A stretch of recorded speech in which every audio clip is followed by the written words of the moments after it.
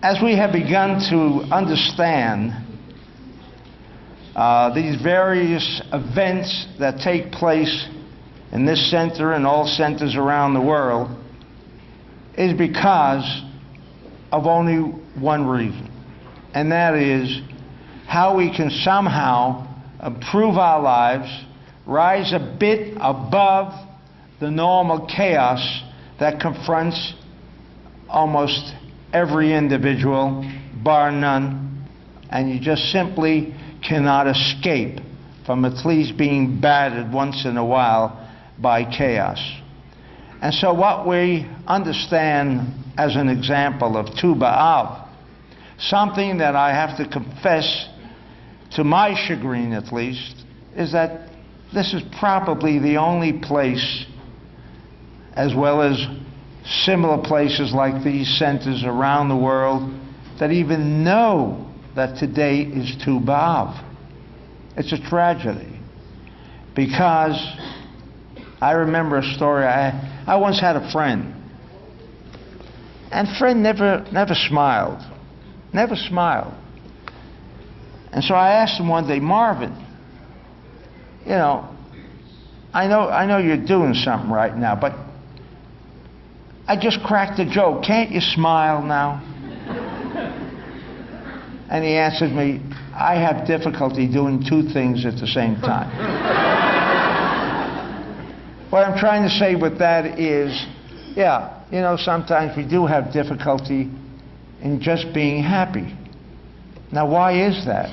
You know, in fact, what do they say about a smile? It takes less effort to smile than this. This takes an awful amount of effort.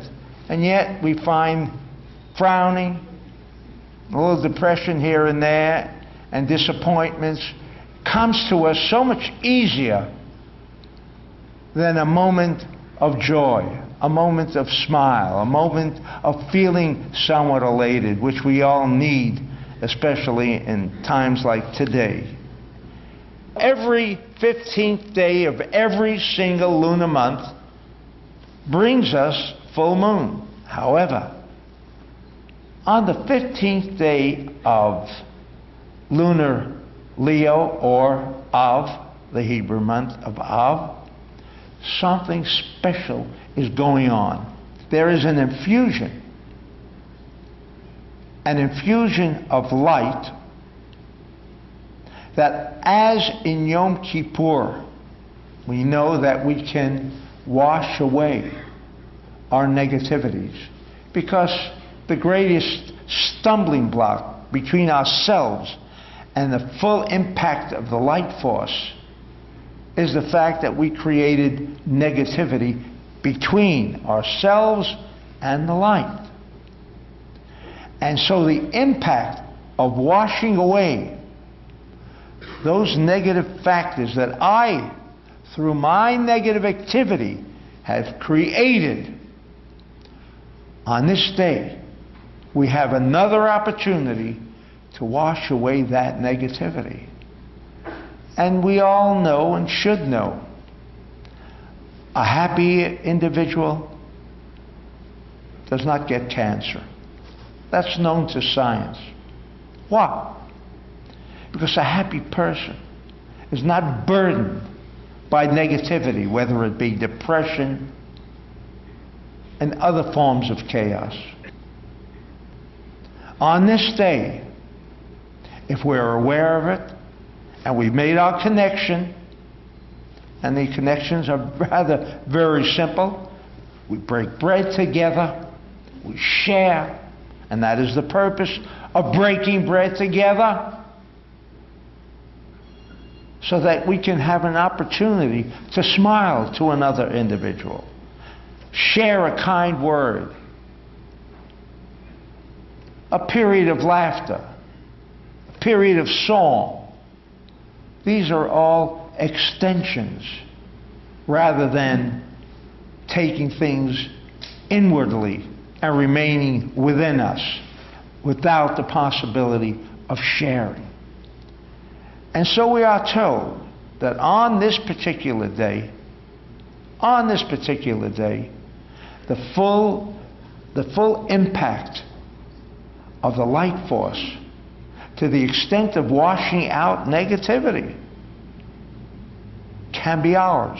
And as a result of the teachings of Rabbi Isaac Luria, do we have this opportunity to gather together and enjoy ourselves, because this day, as we recognize it, can be a day that negativity has either been totally eliminated, but certainly to some extent, to the extent that we are prepared to surrender our negativity. Not many can achieve that full degree of surrender, because some people simply don't want to let go of their chaos. I know many people that hold on to it, and you know why? Because if it was just a joyous occasion, that would be unfamiliar territory. And nobody wants to leave go of something so familiar as chaos. We have no problem understanding or being familiar with chaos, and it's a natural instinct, as much as it is mind-boggling to even believe that who would not want to dispense with our negativity. No. If we're so familiar, we just can't leave go. But to the extent that we can leave go, meaning we can smile, we can talk to each other tonight, more so than we may do during any of those other 364 days of the year, to that extent, we permit the light force to enter into our hearts, into our essence, into our being. And to that extent, no less than a bulb. You know, you've got those dimmers, and you've got those that put it on high. To that extent that we permit this light to come in, so too will the darkness take a walk.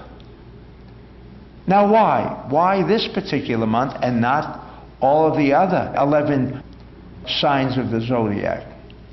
Well, if you've been here when we celebrated the event which starts this month, and that was Rosh Chodesh, the beginning of the month, in which we make every effort to capture the full dimension of the light force, again to improve our lives, we learn that this month is the most powerful month of the entire year. And not because I'm a Leo am I saying this. But I trust the astronomers, and they have told us that everything up there in the heavens rotates around the sun. And therefore the Yadi says, we achieve the level of Binah, code word. But what does Binah mean? Binah means the full dimension of the light. And when you have the full dimension of the light, darkness, chaos cannot coexist. And so, while I know there are many other occasions that we will be merry, enjoy ourselves, even on an occasion of Purim, we do not reach the dimension